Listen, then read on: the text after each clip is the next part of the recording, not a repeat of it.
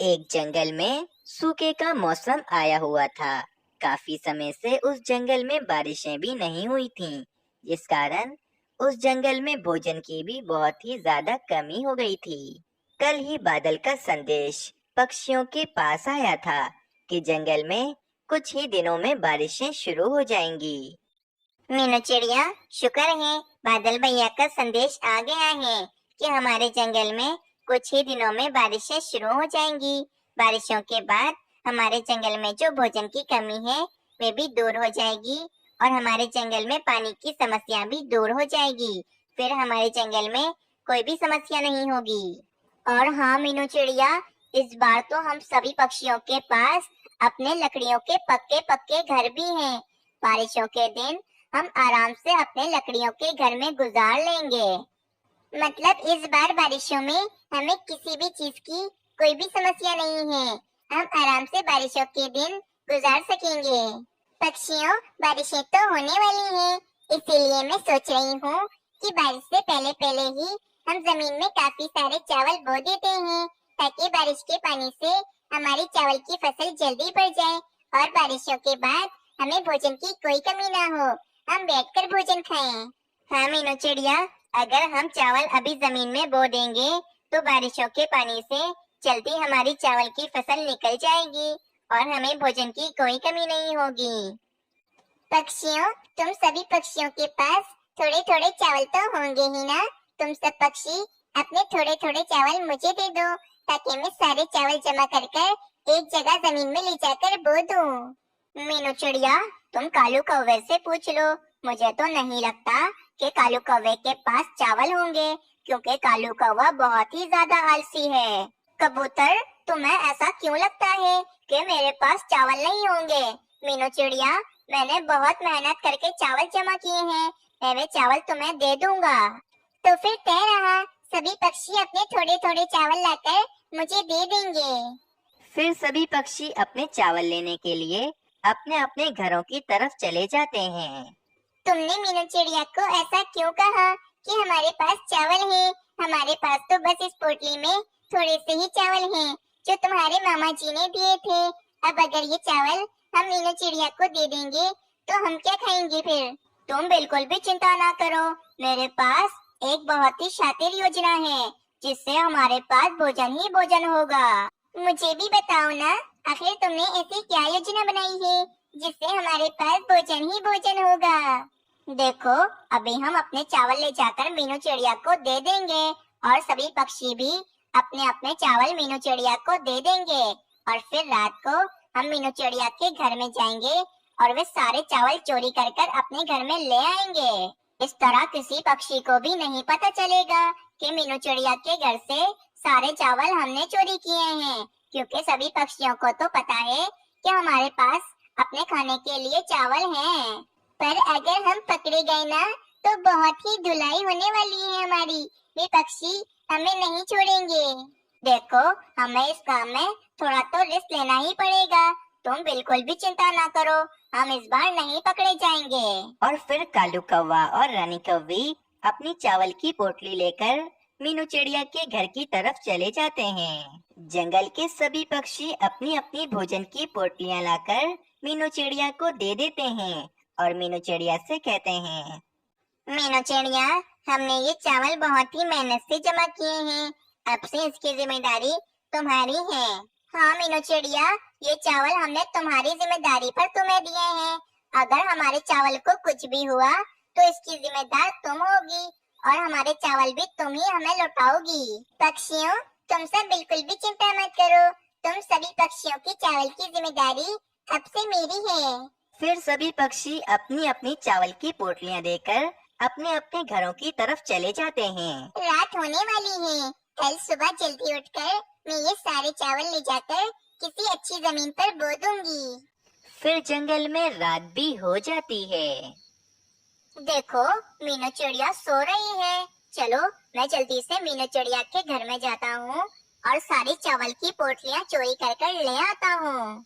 फिर कालू कौवा मीनू चिड़िया के घर में आता है और वे एक एक पोटली उठाकर अपनी टोकरी में डालने लगता है। कालू कौवा और रानी कौवी चावल की सभी पोटलियां चोरी कर कर वहाँ से चले जाते हैं। रानी, हमारे पास अब कितने सारे चावल हो गए हैं। अब तो हमें भोजन की बिल्कुल भी कमी नहीं है। बारिशों के दिन हमारे आराम से गुजरेंगे। अगली सुबह जब मीनू चिड़िया उठती है तो वे देखती है उसके घर से सभी चावल की पोटलियां तो चोरी हो चुकी हैं। ये देखकर मीनू चिड़िया बहुत ही ज्यादा चिंतित हो जाती है। बाप रे, चावल की पोटलियां कहाँ चली गईं? मैंने रात को तो यहीं पर रखी थी। लगता है वे सारी चावल की पोटलियां किसी ने चोरी कर ली हैं। लेकिन अब मैं पक्षियों को क्या जवाब दूंगी? और सभी पक्षियों ने मुझ पर भरोसा करके अपनी सभी चावल की पोटलियां मुझे दी थी। फिर मीनू चिड़िया जंगल के पक्षियों को ये बात बताने के लिए चली जाती है। मीनू चिड़िया, तुमने हम सब पक्षियों को यहाँ क्यों जमा किया है? क्या चावल बोने में तुम्हें हमारी कोई मदद की जरूरत है? पक्षियों, चावल तो मैं जब बोऊंगी ना, जब मेरे पास चावल होंगे। मेरे पास चावल है ही नहीं। मीनू चिड़िया, ये तुम क्या कह रही हो? अगर तुम्हारे पास चावल नहीं है, तो चावल आखिर कहाँ गए? पक्षियों, वे सारे चावल कल रात को किसी ने चोरी कर लिए हैं। ना जाने किस चोर ने कल रात को मेरे सारे चावल चोरी कर लिए। ये तुम क्या कह रही हो? वे चावल के दाने मैंने कितनी मुश्किलों से चोरी किए थे, मेरा मतलब जमा किए थे, और तुम कह रही हो कि वे चावल के दाने चोरी हो गए हैं। पक्षियों, मुझे तो ऐसा लगता है कि ये मीनू चिड़िया हम सभी पक्षियों के चावल अकेले ही खा जाना चाहती है, जभी तो ये ऐसा कह रही है। नहीं रानी कौवी, मीनू चिड़िया बहुत अरसे से हमारे साथ रह रही है। मीनू चिड़िया ऐसी नहीं है। जरूर किसी पक्षी ने मीनू चिड़िया के घर से सभी चावल चोरी कर लिए हैं। जो भी हो, लेकिन हमें तो हमारे चावल वापस चाहिए। मीनू चिड़िया, तुम किसी भी तरह हमारे चावल हमें वापस करो। ये कहकर वे कालू कौवा और रानी कौवी वहाँ से चले जाते हैं। मीनू चिड़िया, तुम बिल्कुल भी चिंता मत करना, हम सब पक्षी तुम्हारे साथ हैं। पर पक्षियों, मैं तुम सब पक्षियों के चावल के दाने तुम सबको वापस कैसे करूंगी? सभी पक्षी ऐसे बातें कर रहे होते हैं कि आसमान पर काले काले बादल छा जाते हैं और जंगल में तेज बारिश शुरू हो जाती है। सभी पक्षी भी अपने अपने घरों में आ गए होते हैं। ये चावल खाने में कितना ही मजा आ रहा है। देखो, हमारे पास अभी भी कितने सारे चावल पड़े हुए हैं। अच्छा चलो, मुझे अभी बहुत जोरों से प्यास लग रही है। मैं नदी से पानी पीकर आता हूँ। फिर कालू कौवा नदी से पानी पीने के लिए चला जाता है। कालू कौवा नदी के पास आता है और नदी से पानी पीने लगता है। सामने ही एक पक्षी बैठा होता है। वे कालू कौवे को ऐसे बारिश में भीगता हुआ देखता है तो वे फौरन कालू कौवे के पास आता है। कालू कौवे, तुम ऐसे बारिश में क्यों भीग रहे हो? तुम बीमार हो जाओगे। आओ, मेरे छाते के नीचे आ जाओ। फिर कालू कौवा फौरन उस पक्षी के पास आ जाता है। पक्षी जी, मैं तो यहाँ नदी से पानी पीने के लिए आया था, लेकिन तुम्हें मेरी कितनी चिंता है। तुमने फौरन मुझे अपने छाते के नीचे बिठा लिया कि कहीं मैं बारिश में भीगकर बीमार न हो जाऊं। कालू कौवे, तुम हमारे जंगल के पक्षी हो। अगर हम सब पक्षी एक दूसरे का ख्याल नहीं रखेंगे तो कौन रखेगा? लेकिन आज मैं बहुत ज्यादा परेशान हूँ। मैंने मीनू चिड़िया को अपने सारे चावल दे दिए थे, लेकिन अब बेचारी मीनू चिड़िया के पास से ये सारे चावल चोरी हो गए हैं। ये बेचारी चिड़िया भी करे तो क्या करे? मेरे घर में खाने के लिए एक चावल का दाना भी नहीं है। मेरे बीवी बच्चे घर में भूखे बैठे हैं। मैं आखिर उनको क्या खिलाऊं? इसीलिए मैं भोजन ढूंढने के लिए निकला हूँ। उस पक्षी की ये दुख भरी बातें सुनकर कालू कौवे को अपने आप पर बहुत ही शर्म आती है, क्योंकि ये सब कुछ कालू कौवे की वजह से ही हो रहा था। पक्षी जी, आप बिल्कुल भी चिंता ना करो, सब कुछ ठीक हो जाएगा। ये कहकर वे कालू कौवा अपने घर की तरफ चला जाता है। हमने बहुत गलत किया है इन पक्षियों के साथ।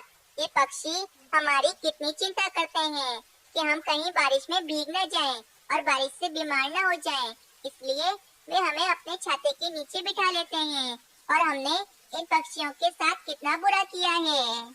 फिर कालू कौवा रानी कौवी को सारी बात बताता है। बहुत हो गया, हमने पक्षियों के साथ बहुत गलत किया है। मैं ये सारे चावल के दाने मीनू चिड़िया को ले जाकर लौटा देता हूँ और मीनू चिड़िया से माफी मांग लेता हूँ।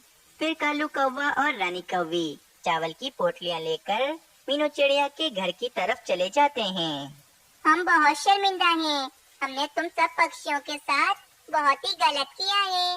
मीनू चिड़िया, ये सभी चावल की पोटलियाँ मैंने ही चुराई थी। लेकिन मीनू चिड़िया, हमें इसकी सीख मिल गई है और हम दोबारा कभी भी ऐसा नहीं करेंगे। कालू कौवे, रानी कौवी, तुम दोनों ने बहुत ही गलत किया है, लेकिन तुम दोनों को अपनी गलती पर पछतावा है, इसीलिए मैं तुम दोनों को माफ कर देती हूँ। फिर मीनू चिड़िया सभी पक्षियों को अपने घर पर बुलाती है और सभी पक्षियों को उनकी चावल की पोटली लौटा देती है। दूर किसी जंगल में एक मीनू चिड़िया रहती थी। मीनू चिड़िया बहुत ही ज्यादा मेहनती थी। एक दिन सुबह की बात है। मीनू चिड़िया कहती है, चलो भाई, काफी ज्यादा भूख लगी है, मैं जाकर अपने लिए भोजन तलाश कर लेती हूँ। ये कहकर मीनू चिड़िया अपने लिए भोजन तलाश करने के लिए निकल जाती है। आज तो मुझे जमीन पर कोई भी भोजन नहीं दिख रहा है। कहाँ है भोजन? रोज तो मुझे आराम से भोजन मिल जाता था, लेकिन आज तो मुझे भोजन मिल ही नहीं रहा। चलो, मैं थोड़ा और आगे जाकर अपने लिए भोजन तलाश करती हूँ, क्या पता मुझे वहाँ पर मिल जाए। मीनू चिड़िया थोड़ा और आगे चली जाती है और भोजन तलाश कर रही होती है कि मीनू चिड़िया को सामने एक चील दिखती है। वे चील काफी ज्यादा घायल होती है। उस चील का काफी ज्यादा खून भी निकल रहा होता है। मीनू चिड़िया फौरन उस चील के पास जाती है। हाय रे चील बहन, आपका कितना ज्यादा खून निकल रहा है और आप यहाँ पर कैसे गिर गई? चिड़िया, मैं तो बड़े मजे से जा रही थी, अचानक मैं एक पेड़ से टकरा गई और मैं यहाँ पर आकर गिर गई। मुझे बहुत दर्द हो रहा है चिड़िया, मेरा बहुत खून भी निकल रहा है। चिड़िया, तुम जल्दी से किसी वैद्य जी को बुलाओ और मेरा इलाज करवाओ। हाँ हाँ चील बहन, आप परेशान मत हो, मैं अभी किसी वैद्य जी को बुलाकर लाती हूँ और आपका इलाज करवाती हूँ। फिर मीनू चिड़िया वैद्य जी को बुलाने के लिए चली जाती है। कुछ ही देर के बाद मीनू चिड़िया एक उल्लू वैद्य जी को बुलाकर लाती है और वे उल्लू वैद्य जी चील के जख्मों पर पट्टी कर देते हैं, जिससे चील को काफी ज्यादा आराम आ जाता है। मीनू चिड़िया, मैंने चील के जख्मों पर पट्टी कर दी है। अब चील को ज्यादा से ज्यादा आराम की जरूरत है, इसीलिए तुम चील को उसके घोंसले में ले जाओ ताकि वे चील आराम कर सके। इतना कहकर उल्लू वैद्य जी वहाँ से चले जाते हैं। चिड़िया, तुमने मेरी बहुत बहुत मदद की, मैं तुम्हारी बहुत आभारी हूँ। चिड़िया, अब तुम चली जाओ, मैं बिल्कुल ठीक हूँ। कुछ दिनों में मेरे जख्म भी भर जाएंगे, तुम अब जा सकती हो चिड़िया। नहीं नहीं चील बहन, मैं आपको ऐसी हालत में छोड़कर नहीं जा सकती हूँ। आप मेरे साथ मेरे घोंसले चलिए, वहाँ पर आप मेरे घोंसले में आराम करिएगा। चिड़िया, अगर मैं तुम्हारे घोंसले में जाकर रही तो जंगल के पक्षी मुझसे डर जाएंगे और क्या पता वो मुझे इस जंगल से भी निकाल दें, और क्या पता वे मेरे साथ साथ तुम्हें भी इस जंगल से निकाल दें। इसीलिए चिड़िया, मैं तुम्हारे साथ नहीं आ सकती हूँ तुम्हारे घोंसले में। ऐसे कैसे भी पक्षी हमें जंगल से निकाल देंगे? मैं उन पक्षियों से कहूँगी कि चील बहन मेरी दोस्त है, वे इसीलिए मेरे घोंसले में रहने के लिए आई है। चील बहन, आप बिल्कुल चिंता मत करिए और आप मेरे घोंसले में चलिए। फिर मीनू चिड़िया चील को अपने साथ अपने घोंसले में ले जाती है। चील बहन, ये है मेरा छोटा सा घोंसला, आज से आप मेरे इस छोटे से घोंसले में ही आराम कीजिएगा। चिड़िया, तुम कितनी अच्छी हो, तुम मेरी कितनी मदद कर रही हो। हम चीने तो तुम पक्षियों के साथ कितना गलत करती हैं, फिर भी तुम मेरी इतनी मदद कर रही हो। हाँ चील बहन, ये तो मेरा फर्ज है, लेकिन एक बात और चील बहन, आपको जंगल में किसी भी पक्षी का शिकार नहीं करना है। आपको जो मैं भोजन लाकर दूंगी, बस वही भोजन आपको खाना है। इसके अलावा आपको जंगल में किसी भी पक्षी का शिकार नहीं करना है। अगर आपने इस जंगल में किसी भी पक्षी का शिकार किया तो जंगल के मिट्ठू महाराज मुझे इस जंगल से निकाल देंगे। चिड़िया, तुम बिल्कुल भी चिंता मत करो। जो भोजन तुम मुझे लाकर दोगी बस वही भोजन मैं खाऊंगी। इसके अलावा मैं किसी भी पक्षी का शिकार नहीं करूंगी। वे दोनों बातें कर रही होती हैं कि वहाँ पर एक बुलबुल आ जाती है। वे बुलबुल चील को देखकर कहती है, हाय रे मीनू चिड़िया, तुम हमारे जंगल में चील को ले आई हो। अगर इस चील ने हमारे जंगल के पक्षियों को नुकसान पहुंचा दिया तो इसका जिम्मेदार कौन होगा? बुलबुल बहन, ये चील बहन बहुत ही ज्यादा अच्छी है। ये हमारे जंगल में किसी भी पक्षी को नुकसान नहीं पहुंचाएंगी। आप बेफिक्र हो जाएं। मीनू चिड़िया, तुम ही इस चील पर भरोसा करो। मैं तो इस चील पर बिल्कुल भी भरोसा नहीं करूंगी। और हाँ, मैं अभी सभी पक्षियों को जाकर बताती हूँ कि मीनू चिड़िया हमारे जंगल में चील को ले आई है।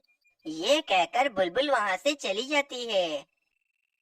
पक्षियों, मैं अभी मीनू चिड़िया के पास से आ रही हूँ। मीनू चिड़िया अपने घोंसले में एक बड़ी सी चील को ले आई है और वे मीनू चिड़िया कहती है कि वे चील मीनू चिड़िया की दोस्त है। अगर उस चील ने हमारे जंगल के पक्षियों को नुकसान पहुँचा दिया तो इसका जिम्मेदार कौन होगा? क्या क्या बुलबुल, तुम सच कह रही हो? वे मीनू चिड़िया हमारे जंगल में चील को क्यों लाई है? वे मीनू चिड़िया तो जानती हैं कि चीलें तो हम पक्षियों की दुश्मन हैं। वे हम पक्षियों को नहीं छोड़ती हैं। फिर भी वे मीनू चिड़िया हमारे जंगल में चील को ले आई है। पक्षियों, मैं तो कहता हूँ कि हम सब पक्षी मिट्ठू महाराज के पास चलते हैं और ये सारी बात जाकर हम मिट्ठू महाराज को बताते हैं। हाँ हाँ पक्षियों, कबूतर बिल्कुल ठीक कह रहा है। चलो हम लोग मिट्ठू महाराज के पास जाते हैं। फिर जंगल के सभी पक्षी मिट्ठू महाराज के पास चले जाते हैं। सुबह हो जाती है। मिट्ठू महाराज काफी ज्यादा परेशान हो जाते हैं क्योंकि उनकी बेटी उन्हें मिल जो नहीं रही थी। उसी समय मिट्ठू महाराज के पास कालू कौवा आता है और मिट्ठू महाराज से कहता है, मिट्ठू महाराज, मैं आपको एक बात बताने आया हूँ। वे बात सुनकर आप बहुत ज्यादा गुस्सा हो जाएंगे।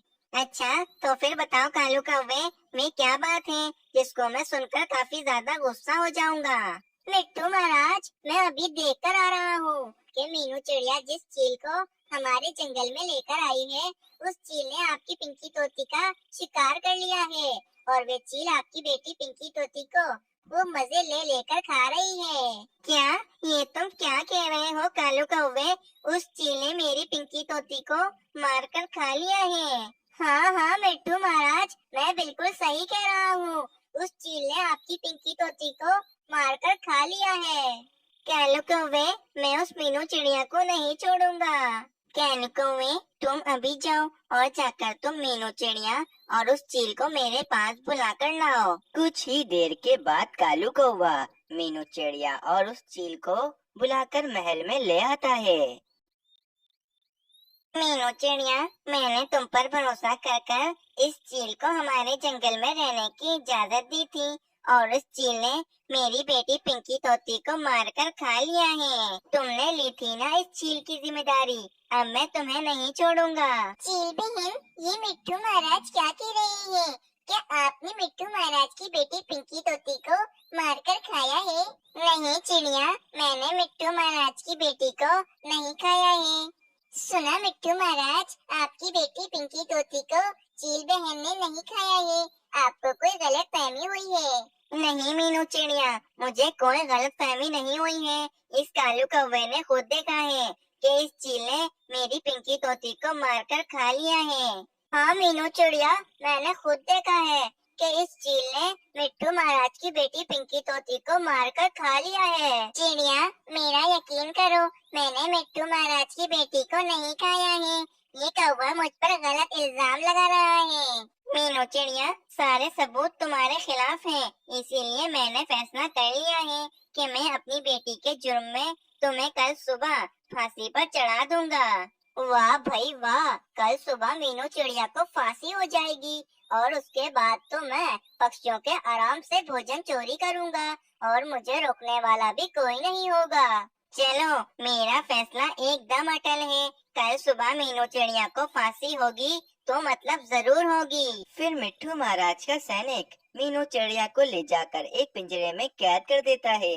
मैं जानती हूँ कि वे कालू कौवा झूठ कह रहा है। उस कालू कौवे ने मुझे बुरा फंसा दिया है, लेकिन अब मैं कुछ कर भी तो नहीं सकती हूँ। सारे सबूत मेरे खिलाफ जो हैं।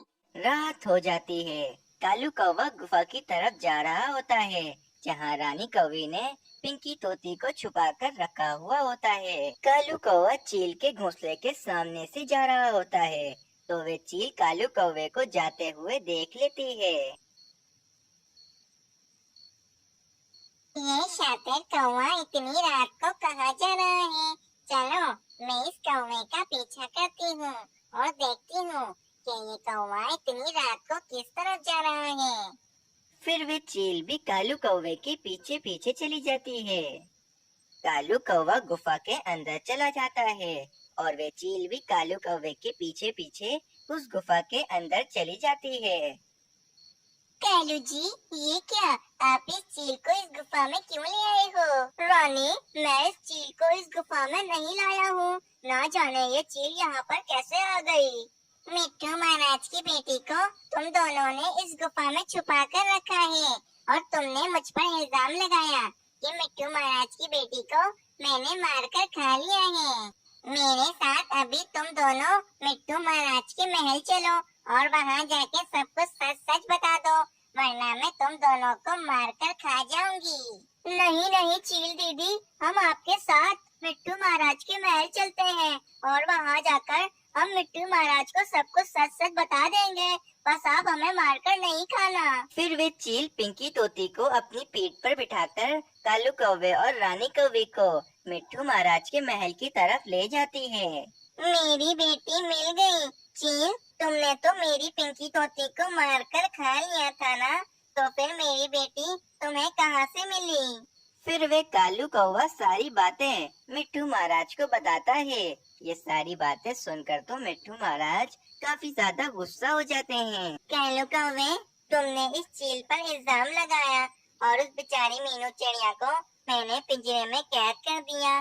तुमने बिल्कुल भी अच्छा नहीं किया है कालू कौवे। सैनिकों, इस कालू कौवे और रानी कौवे को ले जाकर कालाबाज में हमेशा हमेशा के लिए कैद कर दो और उस बेचारी मीनू चिड़िया को आजाद कर दो। जो हुकुम महाराज, अभी हम इस कालू कौवे और रानी कौवी को ले जाकर कालाबाज के पीछे फेंक आते हैं और उस बेचारी मीनू चिड़िया को हम आजाद कर देते हैं।